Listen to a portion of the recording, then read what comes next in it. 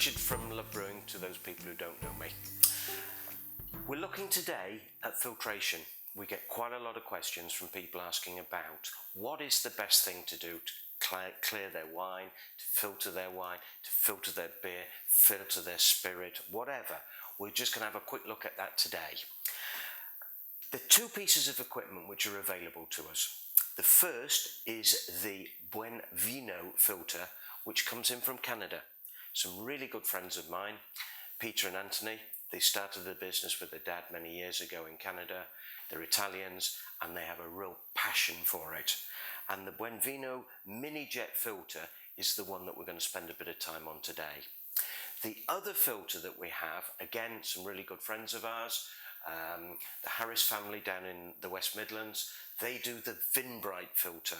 And again, I'm going to demonstrate that one shortly. Let's talk first though about the wonderful Buen Vino mini jet filter. First thing I've got to do is we have to take the pads that we're going to use and we need to soak those in water. So while we're talking about this, I'm just going to get the 3 pads that come in a pack and drop those in some water so that we can get those soaked and ready for use. Okay, so the Buen Vino filter, mini jet filter, we're looking just under £200.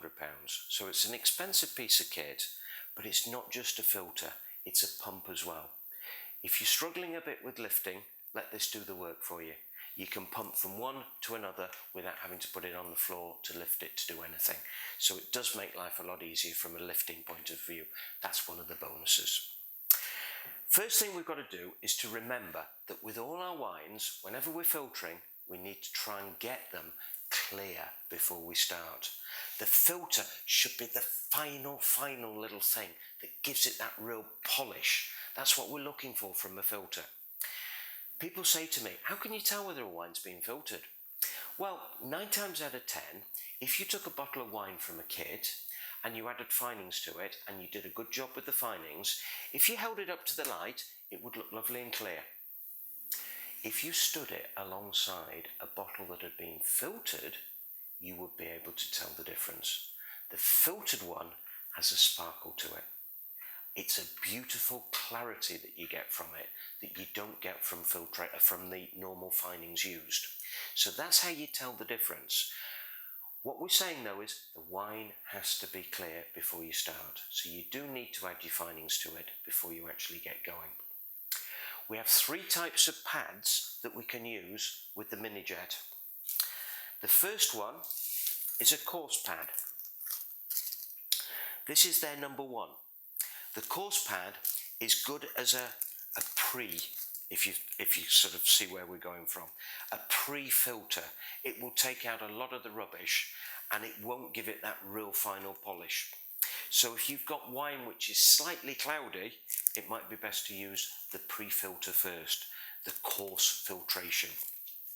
The second one they do, which is the one we tend to use all the time, is the polishing pad. Now our wines are nearly always beautifully clear when we actually start. So all we're doing is we're going to run it through here as a final polish.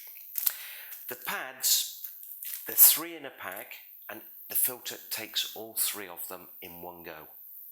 If you're lucky, you can run certainly 5, maybe 10 gallon, maybe 15 gallon through one set of pads, depending on how well you've done your filtration. If you're running more than one wine, we always start with white, then we go to rosé, then we go to red. Always start white, rosé, red. Obviously, if you start with the red and you then go to white, you're going to get some red colouring into your white wines. The third pad they do is a sterile pad, and the sterile is more for use with perhaps fruit wines which have got pectin hazes or starch hazes.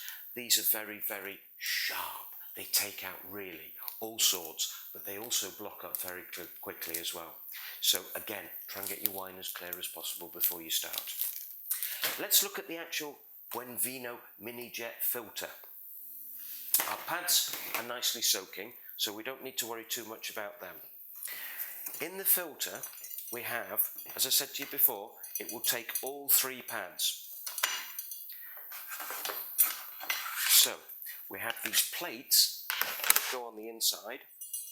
We have a back plate as well, and we have a front plate which is attached to here. So the front plate obviously we can take off for cleaning and sterilising.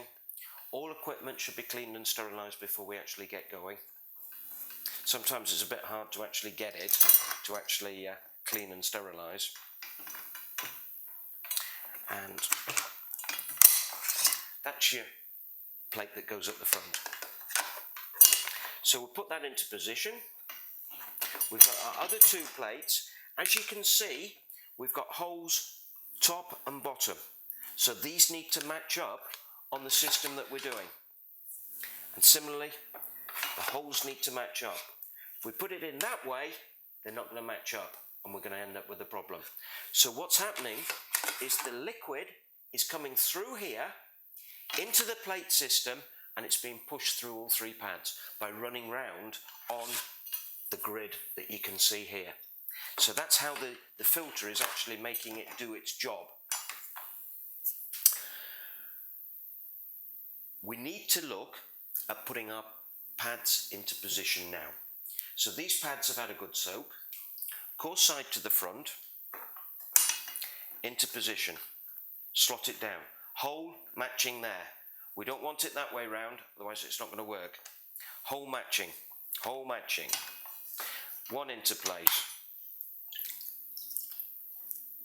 Two into place. And three into place. So we're just slotting those down. All the holes are matching, all the holes are matching. And we're now going to tighten this up.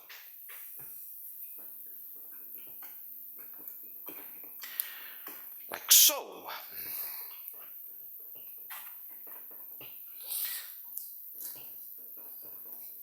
These filters have been around for about, certainly 20 years, and they keep doing little tweaks to them. They keep changing them just slightly, just making them more streamlined, a little bit smoother, and they operate really well. Now, first thing we've got to do with those pads is we need to run some fresh water through them. So we're going to run some fresh water through the pads first. I'll just stop there and I'm going to go and get some water so that we can actually do that. We have a jug here with some water in. I'm just going to put the end in there. All we're now going to do is we've got connected here, so this is our inlet flow. The wine is coming in here, the uncleared wine, going through here, up through the pads, and then that is going to come out on this channel here. And we're going to obviously put it into wherever we want to collect. So there's a switch on at the back. Sometimes we might need a little prime. This one here is designed for collecting anything that drops into the drip tray, and again we can recycle that back again. So we're just going to switch that on. As you can hear, it's just starting up now. The liquid's coming up through here, coming down, round, and going into the pads. Everything going very nice and smoothly, and as you can see, it's coming out the other end. We don't have to worry about gravity because the pump is doing the work for us. When we come onto the Harris, you'll see the need for gravity. So we're now going to run through about 3 to 5 litres of fresh water just to clear these pads out. It's not going to block them at all, so don't worry about it. And once we've done that, we can then start on our wine. Alright, so we've now got our wine in position. Here's our wine that we're going to run through the filter into our collection chamber. This tube, as you can see, has got a metal rod inside it, which means we can bend it to fit the container we're looking for. And then that way we don't have to worry about it flicking up or flicking out. So the metal rod inside the one that goes into our wine that needs to be cleared. Okay, we're now going to switch on.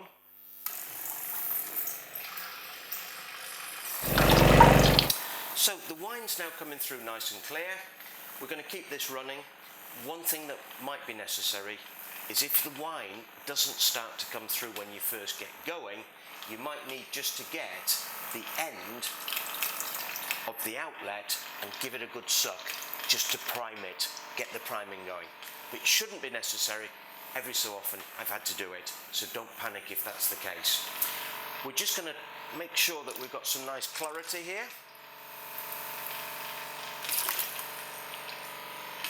Beautiful.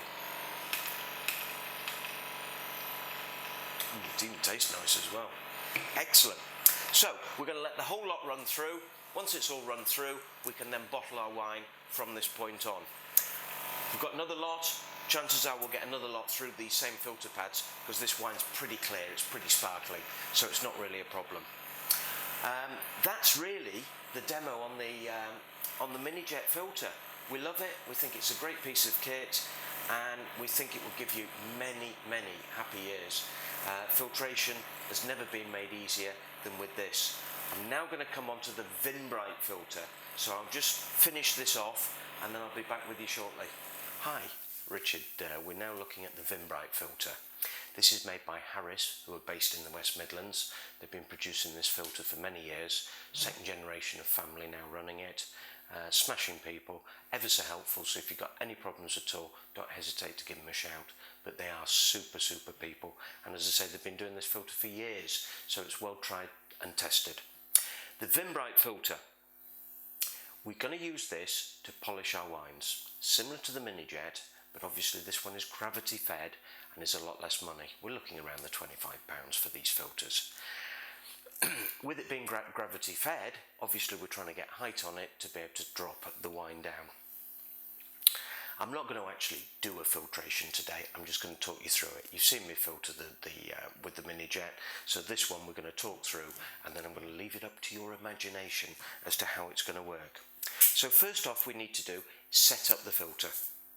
We have 3 parts that come with it.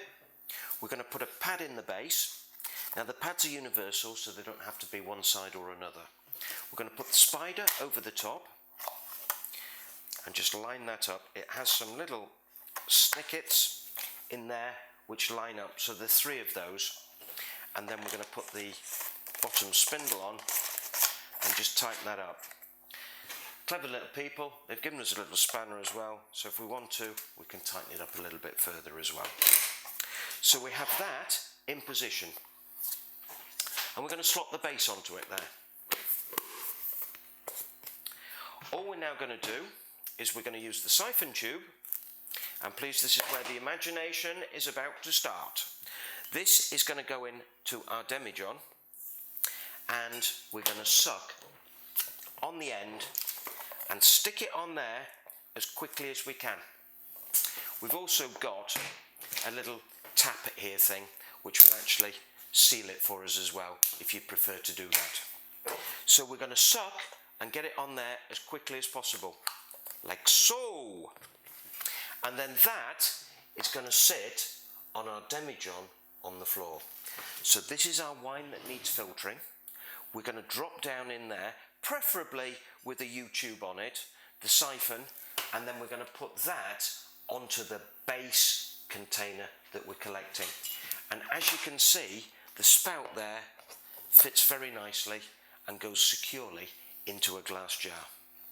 Once we've done that, we're then going to put this vent on into position here, and we're going to make sure the tap is closed. Okay. We're then ready to run the wine through that filter, but like the Mini Jet, we need to run some water through that filter paper first. So always just flush the filter paper out first before we actually start, and then run the wine through. So it's really dead simple, this Vinbright. The more gravity you get in terms of the height, the quicker your flow ratio will be.